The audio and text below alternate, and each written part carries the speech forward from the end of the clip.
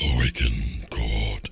And welcome to Season 14 of Starfleet Command, Orion Pirates Plus Mod. That's right, Season 13 has finally come to a calamitous close as the Hydran Star Kingdom managed to annihilate the Lyran Star Empire. And now we move on to the next faction. We took a poll, we had it on the Discord and on the channel, and the votes came in a landslide for the Gorn, the space lizards themselves, armed with boiling hot plasma.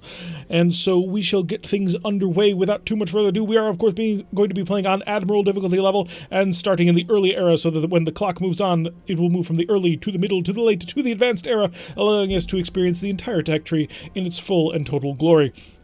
As always, we're, of course, Mirak. Let us begin our brand new campaign. And as they say, rock and roll. So we start here, of course, in the main planet of the Gorn Empire, or the Gorn Confederation in this. And this is the galaxy at the very beginning of the game. Is it not beautiful? It has not been marred by, well, nations going through and annihilating up. So everybody, we are currently in, I believe, yep, a GFF, a tiny little Gorn frigate with a single, maybe two plasma torpedoes. In the last series, way back in Season 6, when we played the Gorn, we played and destroyed the Romulan Star Empire. We're not going to be doing that this time. We are either going to be taking out the ISC or the Klingons. And the Klingons are one heck of a trip, so it's probably going to be the ISC if we're being completely honest. But we haven't decided just yet because first we need to build up our ship and our fleet in order to create something grand, powerful, and amazing. And to do that, we need to gain some prestige. So let us set out into space to conduct the first of our little tiny frigate patrols. MET-10 patrols, of course, the favorite way to begin a brand new campaign, as we want to go on and just sort of see what our ship has to offer. Ooh, wow, it's only got a single phaser F, so a little less power than I kind of figured we'd have. That's moderately concerning, but not hugely so. At the end of the day, we should be able to overcome the enemy without too much trouble. Slowly increasing our speed to see just how fast this ship can actually get underway. Surprisingly, a lot faster than I kind of gave it credit for. I was figuring we'd be stuck somewhere around the 10 speed, but no, we are doing a speed of 20. With a single F-type plasma torpedo being charged. That's lovely on so many levels.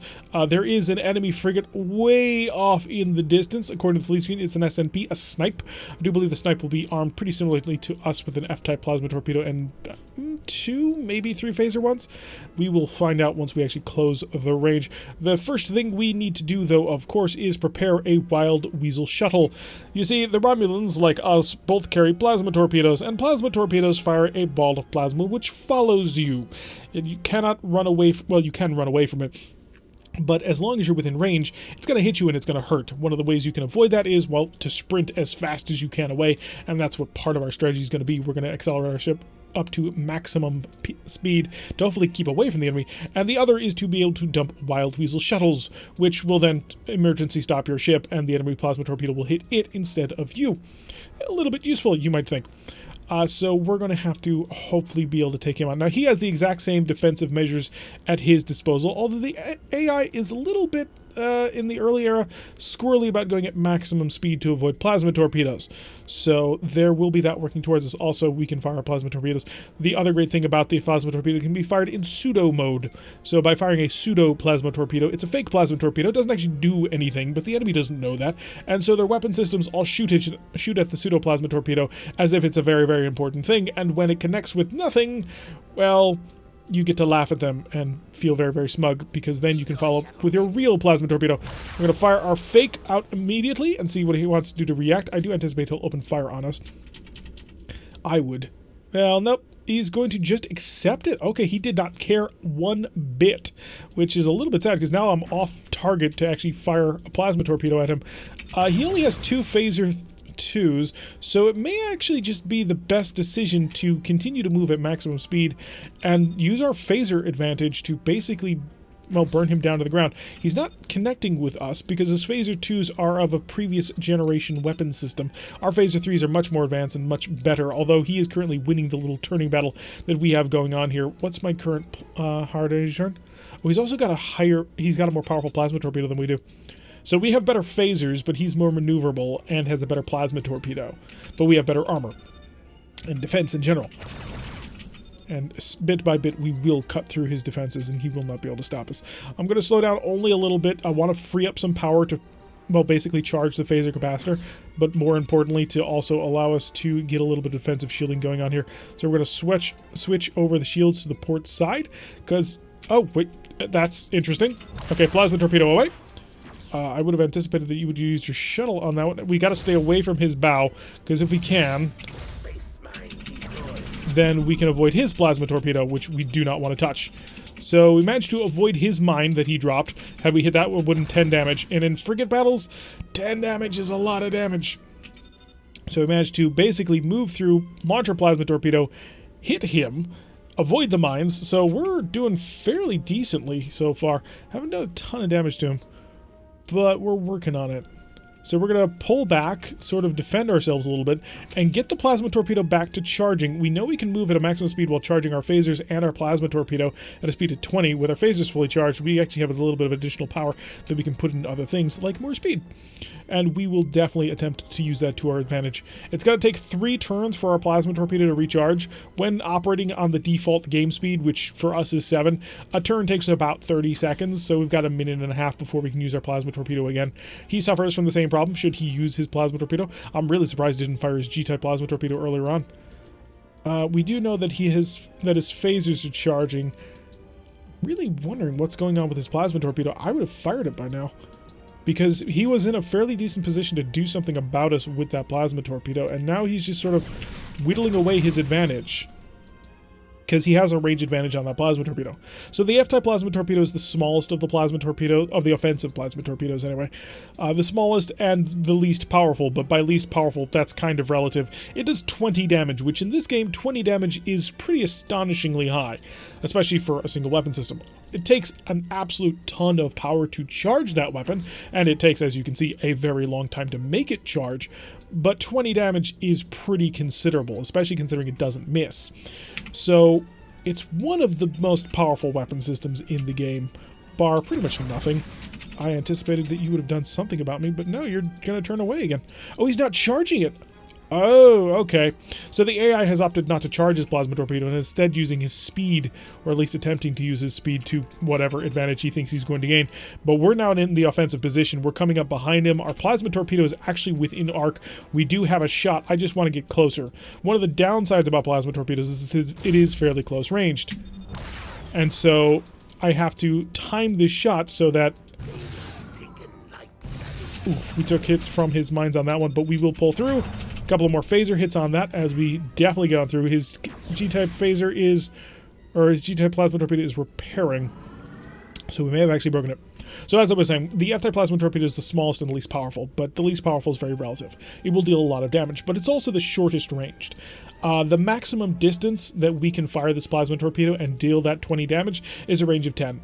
So if he's traveling away from us and we're at this distance, then that stacks on to the range, and our range actually becomes even shorter. If we're traveling towards him, our range extends a little bit because we're dealing more. So the larger size plasma torpedoes you go, the more power you get out of it, and the G is the next size up. Now the G-type plasma torpedo, it has the same amount of damage as the F-type plasma torpedo, but it increases the range pretty drastically. And by doing that, ooh, I could steal you. Interesting. And by doing that, it basically allows you to be a little bit more long-range aggressive with your heavy weapons. Whether or not that's worth it is really debatable. It does take more power to use, but it doesn't actually deal any more damage. So there are those who think that it's not quite worth it, especially since the Plasma F torpedo, at least in the tabletop version of the game where Starfleet Command is based off of, will cost 0 energy once it's fully charged. Whereas a G-type plasma torpedo will always cost energy. So which one is better is very much debated. The next step up would be a Plasma S. The Plasma S torpedo is a very common heavy cruiser torpedo. It deals 30 damage and goes even further. And then you can go up to the Plasma R torpedo, which is the biggest and most powerful plasma torpedo, and it deals 50 damage out to just ridiculous ranges. You can hit enemies from very, very far away, at least when it comes for plasma ranges. Not compared, say, to missiles, which can go out to a range of 96, but hey, you get what you pay for. So he's taken some pretty significant damage so far. We're going to give him a plasma torpedo, see if he can't enjoy that. Oh, frigate battles, you gotta love them. So we were able to basically just overpower him with our continual phaser fire. The fact that he didn't use his plasma G torpedo against us really was a major failing on his part, because it meant that we could basically dictate the terms of the engagement. We're also fairly quick with that plasma torpedo. 296 prestige is our reward. We're not quite sure which ship we want to go for. In fact, we're going to pop back home just to take a quick check of the shipyard. The Gorn Heavy Cruiser, the CA, is going to cost us 1610, and it will be armed with 2 G-type plasma torpedoes and 8 phaser 1s. And is there a better one? There's the Command Cruiser, which we'll probably end up looking for, because it's got a slightly better, it's got a higher marine complement and an additional shuttle in the bay. It's not huge, but it's every little bit helps, especially in the early era. So we'll probably be looking for the Allosaurus Rex Command Cruisers. That will be not on this list, but I imagine it'll be somewhere in the 1800 range. So that's how much we're going to have to save up before we can actually get things done. I'll avoid the MET-17. Actually, no, early game it shouldn't matter. Hopefully. Cross your fingers, because I don't want to have to restart this episode so early. MET-17 Patrol is a little bit bugged because of the factions involved. That bug tends to only pop up in the late game. But so in early game, in small frigate battles, you should be fine with it, but that's not a guarantee by any stretch of the imagination. So in general, you'll want to avoid that mission. Quick check on sensors shows nothing currently in the area, so we have time. We're being escorted today, or perhaps we're doing the escorting of the GCS Predatoricon, which is a Q ship, basically a freighter which is actually packed to the gills with guns to basically trick the enemy into thinking, hey, I'm helpless, when in fact I have plasma torpedoes which will ruin your face, in addition to 6 phaser 1s. He's got almost the heavy cruiser strength style weapons, because the heavy cruiser has 8 phaser 1s instead of 6, and has 2 plasma torpedo Gs instead of 2 plasma torpedo Fs. But as we've discussed, the plasma torpedo F does the same amount of damage as the plasma torpedo G, just at a shorter range. So if the idea of the ship is to let them come in close to you because you're tricking them into thinking that you're a freighter and then surprising them, then that's pretty ruthless in the amount of firepower that is actually going to deal. We're going to reinforce the forward shield, get things relatively well protected. With any luck, this guy will not actually be packing a plasma torpedo. If you're ever playing in this game and you have a plasma torpedo and the enemy does not, you have a significant advantage, and we're going to hope we'll be able to leverage that. We're going to launch a probe, a mobile sensor package, to sort of get an idea of what we're dealing with. And he is equipped with an anti-missile defense system, which we don't care about. We have no missiles nor fighters that he can shoot down. He also has 3 phaser 1s. That's actually kind of dangerous, especially because I believe this is a 360-degree mount. A missile launcher, which is a problem because we don't really have point defense. And a fusion cannon, which the AI doesn't know how to use, and so it shoots at maximum range. The reason why a missile is a problem is because we have 3 phaser 1s, and phaser 1s are very powerful anti-ship phasers. They're great at what they do. Are you going to stop? No, you're not. They're great at what they do, which is blast ships. Oh, this is going to hurt. Well, at least it cleared that off of us. Which is attack anti-ship, but they're not so great at targeting small things like fighters, shuttles, and missiles like he can fire. Now, the reason is because it takes 1 point of energy to charge up a phaser 1. Whereas if you had a purpose-built point defense phaser like a phaser 3, it takes half a point of energy to charge that. So it becomes much more economical to use a different kind of phaser. So we're going to slow down, see if he can't turn in time. He is moving quite quickly because he actually has an advantage. Pirate vessels can double their engine power, which is pretty ruthlessly strong, especially if you can use it properly. He's going to use his missile, and in the early area you use missiles mostly as distraction and to basically take up a phaser. We've had to fire an entire phaser at him, which could have been much better spent trying to shoot at him.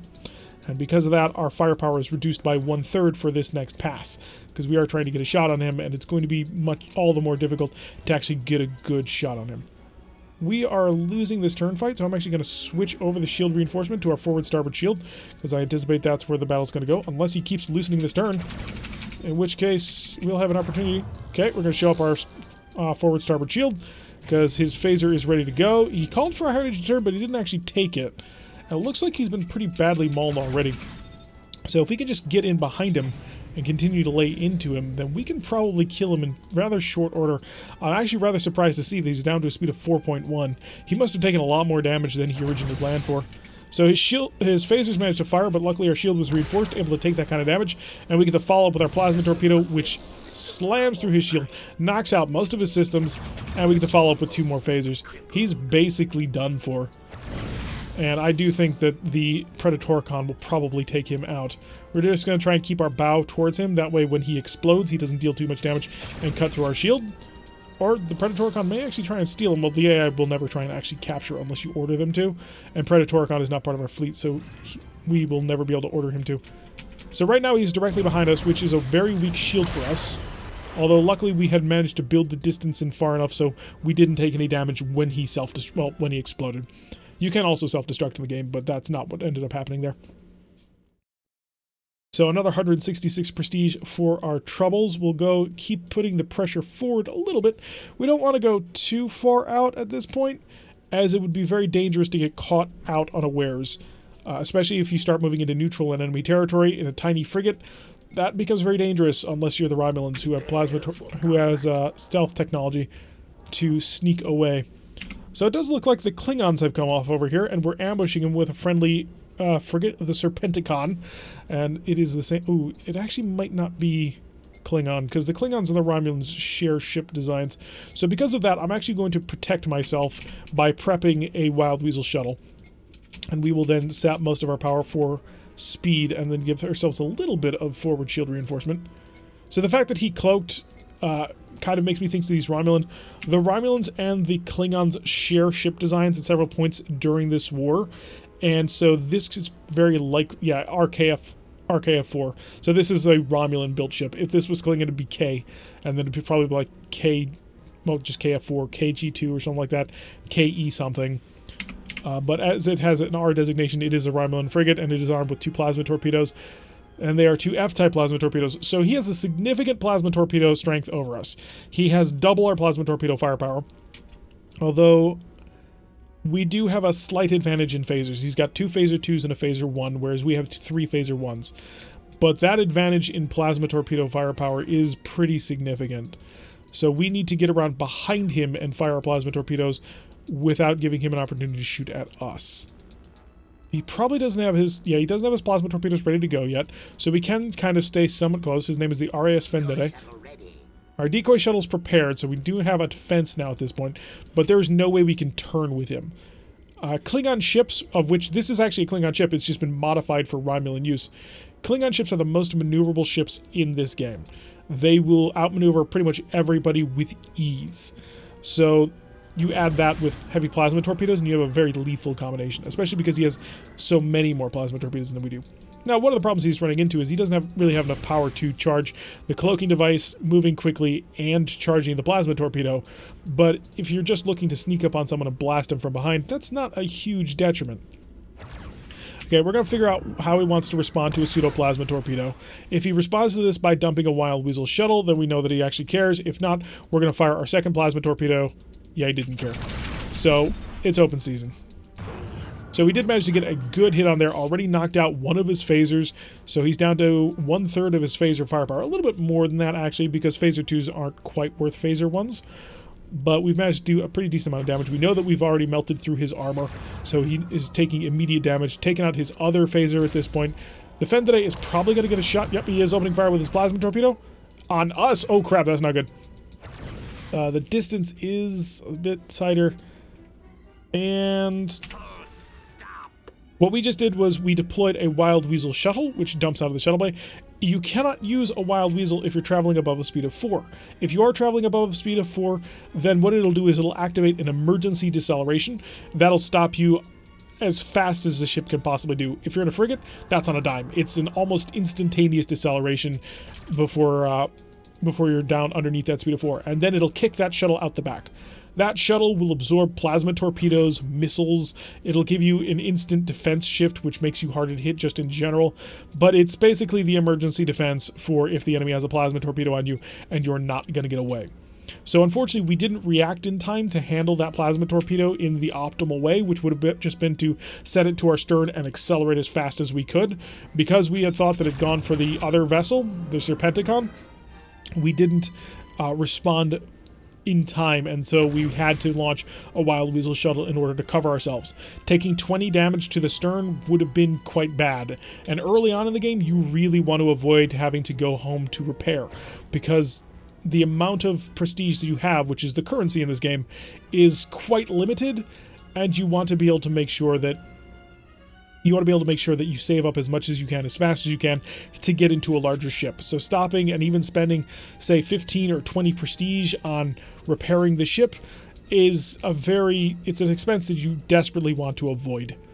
Because if you have to spend that compounds over the course of your entire campaign. Oh, that's great. We're going to activate a higher turn because he's grabbing onto him. That makes it so he cannot launch a Wild Weasel shuttle. He also cannot cloak. As you've noticed, he's been fading in and out of existence by using his cloaking device. And when he's cloaked, we can't fire plasma torpedoes at him because you can't fire any seeking weapon at a cloaked ship. So we've managed to get a nice set of hits on there, especially because of him holding him in place with the cloak, with the tractor beam. I do not want to hit this mine, but I may not have much of a choice. We're going to try and get underneath the speed of 4, which is the maximum speed that the mine can hit us. So as long as we're traveling beneath that speed, the mine actually can't hurt us.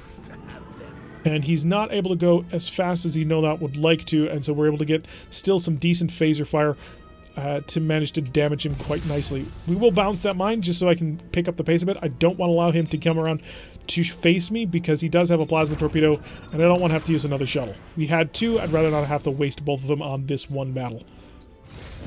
And that'll take him. Alright, so the Serpenticon coming in for the support on that one, and 2 Gorn little frigates able to take out a Romulan plasma gunboat. Not too terrible at all. We haven't taken any major damage so far. We have had a couple of penetrations of our shields, but the armor's still holding pretty good, and so we should be able to avoid going home. Made a little bit more prestige.